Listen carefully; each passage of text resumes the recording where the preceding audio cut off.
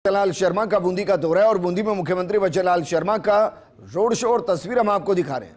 इस दौरान deputy CM दिया कुमारी भी रोड शो में मौजूद है। कोटा बूंदी लोकसभा से बीजेपी प्रत्याशी ओम बिरला भी रोड शो में मौजूद है। तस्वीरें आपको दिखा रहे हैं और यहाँ समझ नहीं आ रहा कि मुकाबला बीजेपी वर्सेस कांग्रेस है या बीजेपी वर्सेस बीजेपी है, क्योंकि यहाँ कांग्रेस से प्रहलाद गुंजल मैदान में है और प्रहलाद गुंजल यहाँ बाकायदा बीजेपी के साथ सियासत करते आए और इसी तरीके की पृष्ठभूमि रही है। लेकिन दूसरी तरफ ओम बिरला है जो कहते हैं कि मैं दिल्ली हूं लेकिन मेरे दिल में कोटा बूंदी बसता है। जी, प्रयोगशाला कहा जाता है और बड़े बड़े नेता हुए और यहाँ सबसे ज़्यादा लोकप्रिय नेता हुए दाऊद दयाल जोशी, जो यहाँ से कई बार सांसद रहे।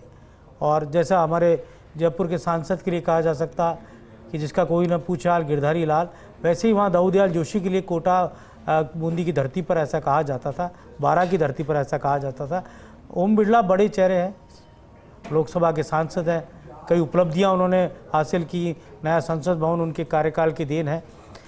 लेकिन यह प्रहलाद गुंजल ने उनको मुकाबले में वो लेकर आए हैं। अब किस तरह से मुकाबला देखते हैं, किस तरह से परिणाम आता है, पूरी ताकत है। ओम बिरला के साथ एक चीज हमने देखी है योगी जी, 5 सालों में ऐसा नहीं है कि वो दिल्ली जाकर कोटा बूंदी को भूल गए हैं। परिणाम चाहे जो भी हो, लेकिन जब भी कोटा बूंदी में कोई समस्या आई है, चाहे वो कोरोना की हो, बाढ़ की हो, बाकी चीजें हो, तो वो अपने संसदीय क्षेत्रों को संभालते रहे हैं। देखिए, ये वहाँ के नेताओं की तासीर रही है, कोटा के हाड़ौती के नेताओं की ये सबसे बड़ी तासीर रही है।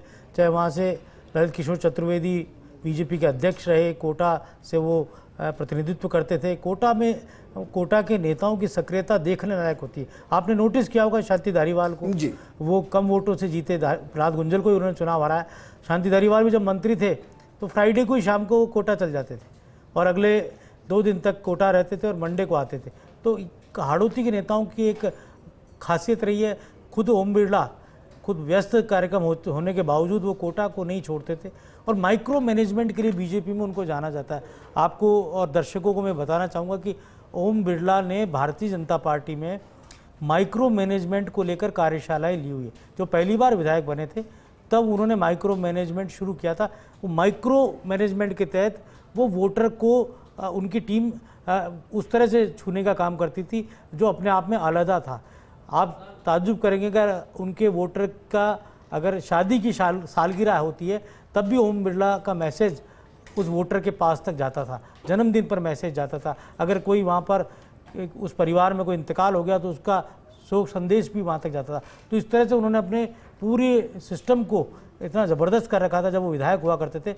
और इसको लेकर भारतीय जनता पार्टी के राष्ट्रीय नेतृत्व ने उन्हें कई बार उस मैनेजमेंट के लिए उनकी कार्यशालाएं बीजेपी के कार्यालयों में आयोजित करवाई। अलग अलग राज्यों में भी ओम बिरला वो कार्यशाला करने जाते थे और बताते थे कि कैसे जो कोटा का जो उनके विधानसभा क्षेत्र का मॉडल है, कैसे वो माइक्रो मैनेजमेंट के तहत काम करता है, हर वोटर को वो छूने का काम करता है। और केवल एक दिन के लिए नहीं, वो पूरे 5 साल उस वोटर के टच में रहता है, सामाजिक तरीके से रहता है, उसकी समस्याओं को जानने के तरीके से रहता है। तो ये एक बड़ा कहा जा सकता है उनका एक बड़ा मैनेजमेंट है आज, जिसको लेकर वैज्ञानिक पद्धति से उन्होंने उस समय लागू किया था जब सोशल मीडिया भी इतना प्रभावी नहीं होता था।